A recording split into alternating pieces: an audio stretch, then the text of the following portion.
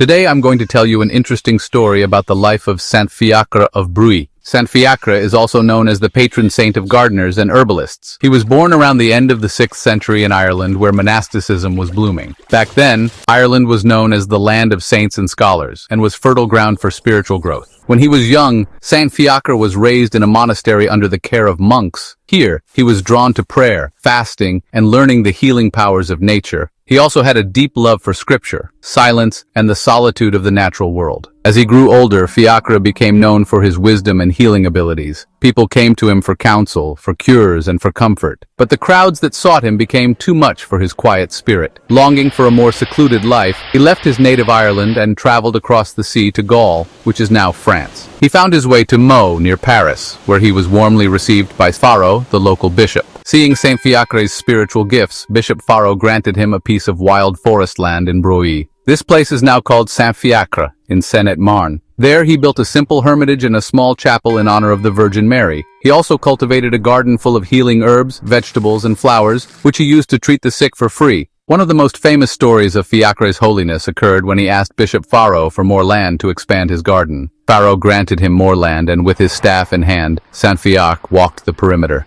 Wherever he dragged his staff, the trees and bushes miraculously fell, the soil turned itself, and the land became ready for planting. This miracle was witnessed by some of the monks, and they were astonished at what they saw and were made to believe in him. Later this story spread far and wide, but not everyone was pleased.